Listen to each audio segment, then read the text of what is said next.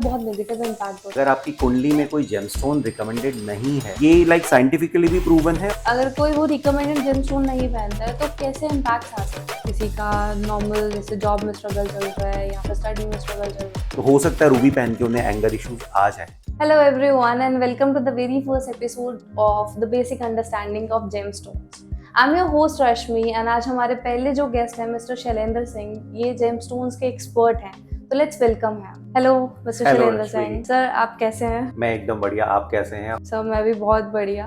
तो सर आपका जो जेमस्टोन्स में इंटरेस्ट आया और अभी तक आपका जो जर्नी रहा है वो कैसा रहा है? देखिए, इस इंडस्ट्री में मुझे लगभग 12 साल से ऊपर हो गए हैं और when I started with a brand in this industry. उससे पहले मुझे ज़्यादा नॉलेज नहीं थी इस चीज़ के बारे में, बट व्हेन आई स्टार्टेड वहाँ से मुझे नॉलेज एक क्यूरियोसिटी हुई कि what is this all about, gemstones क्या होते हैं और इनके क्या क्या इम्पैक्ट्स होते हैं। इसी से जुड़ा हुआ और भी जो चीज़ें आती हैं जैसे astrology and other occult sciences, तो वहाँ मैंने उनको डीपली स्टडी करना शुरू किया। So by profession now I am a certified tarot card reader, GIA certified gemologist and a Vedic practitioner. तो सर जैसे कुछ लोग होते हैं जो बिलीव करते हैं बट उन्होंने बहुत बार सुना है कि इनका बहुत नेगेटिव इम्पैक्ट होता है आसपास अगर उनके हो कोई, तो सर उनके बारे में आप क्या कहना चाहेंगे? देखिए, जैसे मैं हमेशा कहता हूँ कि बीमारी को डायग्नोस करना बहुत ज़रूरी है। अगर आपको बीपी की प्रॉब्लम है, आप शुगर की गोली खाओगे तो डेफिनेटली वो रिएक्ट करेगी। और सेम चीज़ है, अगर आपकी कुंडली में कोई जेमस्टोन रिकमेंडेड नहीं है तो वो आपके लिए डेफिनेटली एक गलत रिजल्ट ला के देगा। इसीलिए हमेशा कहते हैं कि जब भी आप कोई जेमस्टोन धारण करें तो किसी रिनाउंड लर्नेड एस्ट्रोलॉजर के पास जाके पहले अपनी कुंडली को दिखवाएं, उसके बाद ही कोई जेमस्टोन पहनें। और सर जैसे किसी को जेमस्टोन्स के बारे में समझना हो, किसी को पता ही नहीं है, तो उनके लिए आप कैसे उनको समझा सकते हैं? देखिए, जेमस्टोन की अगर मैं बात करूं, जेमस्टोन के बारे में अगर कोई बिल्कुल कोई कुछ नहीं जानता, तो साइंटिफिकली भी हम बात करें तो हर चीज़ एक एनर्जी कैरी करती है। अगर साइंस की लैंग्वेज में बात करूं तो हर चीज़ में एनर्जी है। सेम एनर्जी जेमस्टोन में, जेमस्टोन जो है धरती के अंदर बनते हैं, मिनरल्स हैं ये basically, right? And these are gift of nature earth to us. इनका जो विख्यान है वो हमारे वेदों में भी दिया हुआ है कि इस प्लैनेट को ये जेमस्टोन रिप्रेजेंट करता है। एंड उस जेमस्टोन को पहनने से क्या होता है कि once you are wearing that gemstone, जब सन रेज उस पर पड़ती हैं, UV रेज उस पर पड़ती हैं, तो उसकी जो इलेक्ट्रोमैग्नेटिक फील्ड है वो एक्टिवेट हो जाते हैं और आसपास जो उसका इलेक्ट्रोमैग्नेटिक फील्ड बनता है वो आपकी ऑरा पे काम करता है, उसको न्यूट्रलाइज करता है और आपके शरीर में उसके जो आयंस जा रहे हैं उससे आपके शरीर में अगर कोई डेफिशिएंसी है रिगार्डिंग शनि के मैलेफिक इफेक्ट से आपको थोड़ा आलस हो सकता है, तो वो चीज़ें ठीक होती हैं। तो ये लाइक साइंटिफिकली भी प्रूवन है और एस्ट्रोलॉजी में भी, जो एस्ट्रोलॉजी भी एक तरह की साइंस ही है, astro plus logy, like astro and with logics. तो सर जैसे आपने बताया कि प्लैनेट्स के अकॉर्डिंग ही जेमस्टोन्स रिकमेंड किए जाते हैं, तो जस्ट इन केस अगर कोई वो रिकमेंडेड जेमस्टोन नहीं पहनता है तो कैसे इम्पैक्ट्स आ सकते हैं उन पर? देखिए, इन जनरल अगर आप देखें तो हर इंसान की कुंडली में 9 के 9 प्लैनेट होते हैं, डेफिनेटली होते हैं, राइट? एंड उसमें अगर आप देखोगे, अगर कोई प्लैनेट बहुत ही बैडली प्लेस्ड है, किसी गलत भाव में प्लेस्ड है, अगर उसका आप रत्न पहनोगे तो उस भाव को एक्टिवेट कर देगा, उस भाव से होने वाली प्रॉब्लम शायद आपकी लाइफ में बढ़ा दे। जो भी वो भाव जिस भी प्रॉब्लम को डिनोट करता हो या स्ट्रगल दिखाता हो लाइफ के, तो उन चीज़ों को थोड़ा सा रेज कर देगा। तो ये सारी चीज़ें होती हैं, इस तरह के इफेक्ट्स हो सकते हैं। बाकी मेजरली मैं ये कहूँगा कि किसी भी जेमस्टोन के ज़्यादा एडवर्स इफेक्ट नहीं होते। तो सर जैसे एडवर्स इफेक्ट्स नहीं आते बट स्टिल लोग कहते हैं कि हमारी लाइफ में बहुत ज़्यादा चेंजेस आ गए, ये तो अच्छे ही नहीं होते, ये नेगेटिव इम्पैक्ट ही करते हैं। जैसे मेरे आसपास भी लोग हैं जो कहते हैं कि नहीं, जेमस्टोन्स नहीं पहनने हैं, बिलीव ही नहीं करते उनमें। तो सर मतलब अगर उनको सही जेमस्टोन जो है वो दिया जाए तो it will reverse the energy. Yes, definitely. देखिए, बहुत बार होता क्या है कि हम लोग किसी इनएक्सपीरियंस पर्सन के पास चले जाते हैं और उनकी रिकमेंडेशन पे हम ये पहन लेते हैं। पॉसिबली ये भी हो सकता है कि जब आप किसी पर्सन के पास गए, तो किसी एस्ट्रोलॉजर के पास गए, आपने अपनी डेट ऑफ बर्थ थोड़ी गलत दे दी, ऊपर नीचे दे दी, तो वहाँ रिकमेंडेशन अलग आ गई। तो that might also cause problem in results. So astrological काम अगर आप चाहते हैं कि जेमस्टोन करें, तो सबसे पहला तो आपको किसी रिनाउंड एस्ट्रोलॉजर या जो भी लर्नेड एस्ट्रोलॉजर हैं उनके पास जाना पड़ेगा, अपना करेक्ट टाइम दें और जेमस्टोन जो भी पहने 100% नेचुरल पहने, विद फेथ पहने, डेफिनेटली पॉजिटिवली आपके लिए काम करेगा। बट सर बहुत सारे ऐसे लोग हैं जो बोलते हैं कि नहीं ये नेचुरल है, बट हम कैसे आइडेंटिफाई करें या किसी के पास जाके या कैसे? उसको आइडेंटिफाई किया जा सकता है? देखिए as such house hold method कुछ नहीं होता जेमस्टोन को मेजर करने का या चेक करने का कि ऑथेंटिक है या नहीं है. That comes through experience also. और सबसे बेटर वे जो रहता है कि हमारे देश में काफ़ी जेमस्टोन टेस्टिंग लैब्स हैं, तो आप उनको रीच आउट कर सकते हैं.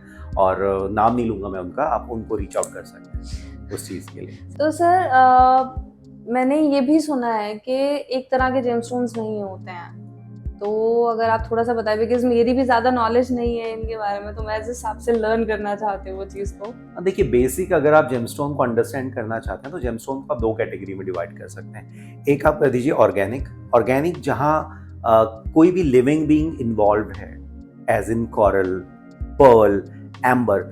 इनऑर्गेनिक जो टोटली केमिकल्स, या आप केमिकल्स नहीं बोलूँगा, मिनरल्स रादर, मिनरल से बने हुए हैं जो धरती के अंदर बने हैं, और जैसे सफ़ायर हो गए, एमरल्ड्स हो गए, रूबी हो गए, तो वो उस कैटेगरी में आते हैं. साथ ही साथ इंसान ने फर्दर इसे डिवाइड कर दिया रत्न और नवरत्न और उपरत्न में. वेदों में जैसे मैंने बताया था कि इनका जिक्र है, तो नवरत्न में हमारे 9 प्लैनेट को रिप्रेजेंट करने वाले जेमस्टोन, प्लस इनके सब्स्टिट्यूट्स जो होते हैं वो उपरत्न में आ जाते हैं. सर जैसे आप एग्जांपल बताएं, जैसे सब्स्टिट्यूट्स हैं जो, और जो एक्चुअल जो उनके हैं स्टोन्स. देखिए नवरत्न जो होते हैं काफ़ी कॉस्टली भी रहते हैं क्योंकि काफ़ी रेयर हैं, मिलते इजीली नहीं हैं. उनकी कटिंग, पॉलिशिंग और क्वालिटी के बेसिस पे काफ़ी एक्सपेंसिव होते हैं, जो कि हर किसी की रेंज में नहीं आ सकते. तो अगला बंदा क्या करे? देखो ज़रूरत तो है ही, पहनना है ही, तो इसलिए वो सब्स्टिट्यूट पहन सकते हैं. जस्ट लाइक कि अगर कोई एक मर्सिडीज अफोर्ड नहीं कर सकता तो वो एक वैगनार से भी काम चला सकता है. सो काम वो भी करेगा, वो भी उसको ट्रैवल करवाएगा, राइट? सो सेम चीज़ है. जैसे पुखराज हो गया, पुखराज के जो सब्स्टिट्यूट आते हैं, यानी जो उसका उपरत्न है वो सिट्रीन हो गया, येलो टोपाज हो गया और येलो बेरिल. और सर इनके कुछ बेनिफिट जैसे आप किसी का बता सकें कि जैसे कॉमन प्रॉब्लम्स होती हैं, किसी का नॉर्मल जैसे जॉब में स्ट्रगल चल रहा है, या फिर स्टडी में स्ट्रगल चल रहा है, या उनके रिलेशनशिप में स्ट्रगल चल रहा है, तो इनके क्या क्या स्टोन्स हैं जो मतलब जनरली रिकमेंड किए जाते हैं? देखिए प्रॉब्लम बेस्ड जेमस्टोन्स हो सकते हैं, डेफिनेटली हो सकते हैं, बट उनको भी अलाइन करना विद वैदिक एस्ट्रोलॉजी बहुत ज़रूरी है कि whether they are working for you and they are recommended for you as per your chart और नॉट. अपार्ट फ्रॉम दैट हम लोग क्रिस्टल थेरेपी भी करते हैं for some specific problem. So that's totally different. But sir जैसे कुछ लोग होते हैं, जैसे आपने बोला कि वो आपको कंसल्ट करना ही पड़ेगा उस चीज़ को लेके, लेकिन कुछ लोग होते हैं जो ऐसे ही मतलब एमरल्ड फॉर सोसाइटी का वो लेके लेबल, स्टेटस लेके, तो वो उस तरीके से पहनना शुरू कर देते हैं. रूबी होता है, ये आता है एक्सपेंसिव में, तो वो सोशल स्टेटस की तरफ लेके जाता है. तो ये क्या नेगेटिव इम्पैक्ट नहीं करता है उन पर? देखिए जैसे मैंने कहा कर भी सकते हैं. जैसे रूबी है, अगर सूर्य प्लेस्ड किसी पर्टिकुलर भाव में प्लेस्ड है तो हो सकता है रूबी पहन के उन्हें एंगर इश्यूज आ जाए, पॉसिबली. और इन जनरल अगर लोगों ने ज्वेलरी पर्पज से पहना हुआ है तो दैट्स फाइन, ज्वेलरी पर्पज से पहन सकते हैं. ज्वेलरी पर्पज में बहुत ही कम लोग होते हैं जो इतना इन्वेस्ट करते हैं कि नेचुरल रूबी की तरफ जाएं. इतने कॉस्टली रूबी लोग लेते नहीं है. ज्वेलरी में लोग ज़्यादातर थाईलैंड रूबी को प्रेफर करते हैं, तो उनका एस्ट्रोलॉजिकली इतना कोई सिग्निफिकेंस होता नहीं है. सर जैसे आपने बताया कि थाईलैंड रूबी, तो इस तरह से उनका ओरिजिन के अकॉर्डिंग जैसे वहाँ से निकला हुआ है, तो उसमें प्राइसेस का भी फर्क आता है? श्योर. आप बर्मीज रूबी ले लें. बर्मीज रूबी सबसे रेयरेस्ट रूबी है. बर्मा में है क्या कि वहाँ ना माइंस बहुत डीप हो गई हैं. गवर्नमेंट ने माइनिंग बंद करवा दी है वहाँ पे, बिकॉज आसपास नेचर के लिए खतरा है और लोगों के लिए खतरा है. तो जितने भी स्टॉक है वहाँ रूबी का, वो वहाँ की रॉयल फैमिली के कंट्रोल में है, तो वो इजीली मिलता नहीं है. तो आप सोचो कि अगर जो चीज़ बहुत रेयर हो चुकी है तो वो जब नहीं मिलेगी तो कितनी रेयर हो जाएगी, उसके प्राइस किस रेंज पे जाएंगे. तो डिपेंड करता है. बर्मीज रूबी टॉप पे रहता है कि काफ़ी कॉस्टली है. येस, क्वालिटी भी डेफिनेटली अच्छी है. उसके बाद हम मोजाम्बिक को कैटेगराइज कर सकते हैं, and then African and other origins. Okay, तो सो प्राइसेस के अकॉर्डिंग क्वालिटी का भी फर्क पड़ता है या फिर सेम ही रहती है? देखिए अगर आप जनरली पूछें तो सेम क्वालिटी अगर मैं देखूं कि बर्मीज रूबीज में अगर मुझे कोई चीज़ 15 लाख की मिल रही है, 15 लाख पर कैरेट लेट्स सपोज, तो सेम क्वालिटी आप मोजाम्बिक रूबी में 10 में एक्सपेक्ट कर सकते हैं. बिकॉज मोजाम्बिक में नई नई माइंस अभी निकली हैं और वहाँ माइनिंग चल रही है, तो वहाँ इतना रिस्ट्रिक्शन है नहीं. तो सर अगर सेम क्वालिटी मिल जाती है प्राइस डिफरेंस थोड़े के साथ, तो सर फिर लोग एक्सपेंसिव की तरफ ही क्यों जाते हैं? देखिए एस्ट्रोलॉजिकली मैं बोलूँगा डिफरेंस नहीं रहेगा. आप मोजाम्बिक ले रहे हैं या बर्मीज ले रहे हैं, क्वालिटी अगर सेम है तो रिजल्ट भी सेम आएंगे. बट येस, एक चॉइस की भी बात होती है कि रॉल्स रॉयस लोग क्यों लेते हैं, तो सेम चीज़ यहाँ भी आ जाती है कि रैरिटी जहाँ पे आ गई उससे एक स्टेटस सिंबल जुड़ गया कि इसने बर्मीज रूबी पहना हुआ है, तो that also matters a lot. तो सर कोई ऐसा जेमस्टोन जो सबके लिए पॉजिटिव इम्पैक्ट लेके आता हो, जो सबको रखना चाहिए अपने पास? देखिए, एज पर माई एक्सपीरियंस अगर मैं बोलूँ तो एमेथिस्ट एक ऐसा जेमस्टोन है जिसकी आप केव रख सकते हैं अपने आसपास। तो वो करेगा क्या, आपके जो एनवायरनमेंट है उसमें जितनी भी नेगेटिविटी आप कह सकते हैं उसको न्यूट्रलाइज करेगा और आपके लिए पॉजिटिविटी लाएगा। डेफिनेटली ये टेस्टेड एंड प्रूवन है। तो सर आपने भी, मैंने नोटिस किया आपने भी जेमस्टोन्स पहने हुए हैं, तो हाँ ये जी, हाँ कौन जी। कौन से हैं? और मैंने पन्ना पहना हुआ है और साथ में गोमेद पहना हुआ है। दिस इज दशा स्पेसिफिक और panna is as per my horoscope. तो अगर आपको सर कोई ऐसा जेमस्टोन जो आप ओन करना चाहते हैं, लाइक अगर आपको कोई और लेना हो according to your astrology and everything, what would be that? Definitely मैं श्रीलंका की सारी माइंस बाई करना चाहूँगा।